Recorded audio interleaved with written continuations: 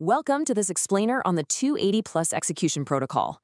Today, we're going to train your clinical eye to cut right through the noise and spot imminent, life-threatening pathologies in otolaryngology and ophthalmology. When a patient walks in with sudden sensory loss or an airway crisis, you literally have split seconds to make a call. You don't have time to second guess. You need a hyper-dense, structured framework to execute life-saving decisions immediately. And that's exactly what this protocol is going to give you.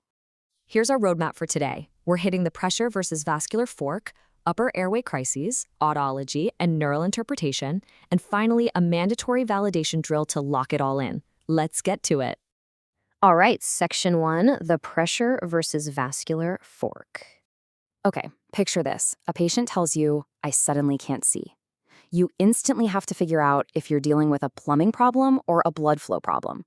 The underlying physics here is absolutely crucial. We have to differentiate between fluid pressure building up and crushing the eye from the inside versus a sudden lack of blood flow starving the retinal tissues. In the plumbing scenario, the trabecular meshwork gets blocked, fluid builds up, and the eye physically hardens under immense pressure.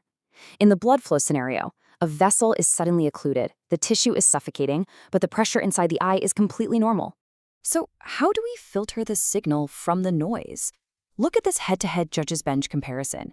If your patient is in severe agony, nauseous, and their eye feels literally like a rock under the eyelid, you're looking at acute angle closure glaucoma.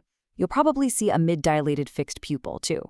But if the vision loss is totally painless and you see a pale retina with a distinct cherry red spot right on the fovea, that's central retinal artery occlusion, or CRAO. And why is it red?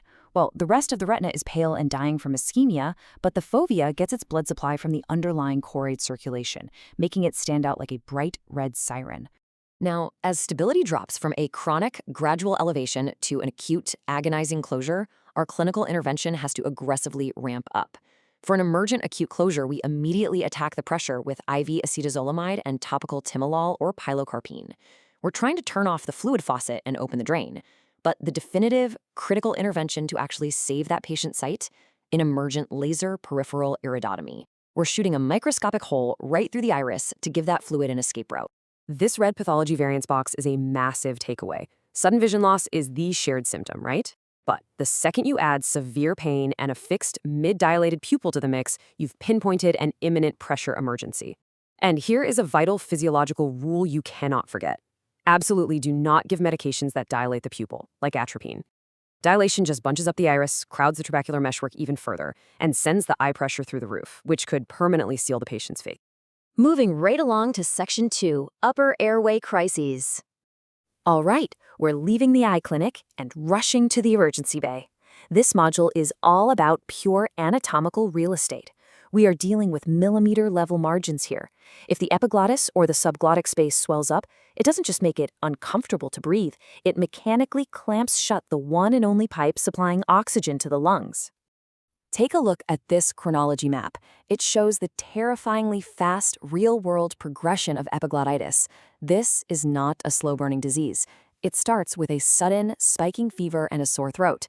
But it escalates so rapidly that soon the patient can't even swallow their own saliva, hence the drooling. They physically lean forward into a tripod or sniffing dog position just to mechanically force their airway open. Then comes the high-pitched stridor, and finally, total obstruction.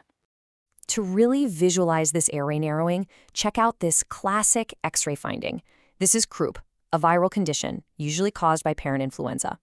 See how the subglottic airway tapers up into a sharp little point? We call that the steeple sign. Now, a kid with croup sounds scary with that barking cough, but it's generally a slower onset, and we can usually manage it medically with cool mist, steroids, or racemic epinephrine. But wow, contrast that with this lateral X-ray? Look at that massive, swollen bulge obliterating the airway. That is the classic thumbprint sign of epiglottitis. It signals a true imminent emergency. When you see this, or if you even suspect it clinically because the kid is drooling and tripoding, listen to me. Do not force a throat exam. If you stick a tongue depressor in there and agitate that child, they cry, the airway spasms, and you lose the airway entirely. Your patient's airway status directly dictates your intervention. If they're relatively stable but have severe pain swallowing, a muffled hot potato voice, and a deviated uvula, you're likely dealing with a peritinsular abscess that gets a needle aspiration or IND. But if you have a patient tripoding with stridor, like our epiglottitis case, That demands emergent, controlled intubation in an operating room setting. And if complete obstruction actually happens, you bypass the mouth completely and execute a critical, emergent surgical cricothyrotomy. Our red variants box highlights a major mental pivot you have to make. A sore throat is an incredibly common complaint, right? But the absolute second that patient leans forward, juts their chin out to sniff the air, and starts drooling, you have to hit the brakes. Your mental algorithm must instantly switch from routine strep throat to imminent airway loss. It's that critical. Okay, Section 3, Otology and Neural Interpretation. Now, we're shifting gears from life and death anatomy to the actual physics of sound. We have to ground our clinical understanding in the difference between a physical, mechanical block in sound transmission versus a total failure in the brain's neural processing of that sound. Conductive hearing loss is simple. The sound waves just can't physically travel through the external or middle ear. Sensory neural hearing loss means the sound reaches the inner ear perfectly fine, but the cochlea or the vestibulocochlear nerve is damaged, so it can't translate those waves into electrical signals for the brain. So how exactly does a 512 Hz tuning fork map this out?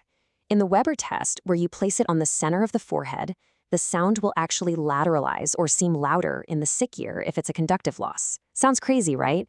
But it's because the physical blockage in that sick ear is also blocking out ambient room noise, allowing the bone-conducted vibration to sound uniquely loud. In the Rinne test, if bone conduction is greater than air conduction, that's abnormal, confirming a mechanical block. But if the loss is sensorineural, the Weber test will lateralize to the healthy ear, simply because the sick nerve is totally offline and can't process the signal at all. And finally, keep in mind that a pediatric hearing deficit requires entirely different clinical pathways depending on the child's infection history. The most common cause of childhood conductive hearing loss is repeated ear infections, otitis media, which leaves fluid or scarring. But if that child's chart shows a history of meningitis or congenital Torches infections, that is a massive red flag. They are at huge risk for nerve damage, demanding objective screening for sensory neural loss so they don't face permanent developmental delays. All right, let's bring it all together. Section 4, Mandatory Validation Drill. Let's see if we can filter the noise in real time. Here's our first clinical vignette. You've got a 68-year-old male presenting with sudden, completely painless loss of vision in his right eye. He has a history of hypertension and carotid stenosis. You look in with a fundoscope and see a pale retina with a distinct red circular lesion right at the center. Read through these signs. What's your call? Boom. If you keyed in on that cherry red spot and the fact that the vision loss was painless, you nailed it. It's central retinal artery occlusion, bypassing the glaucoma distractor.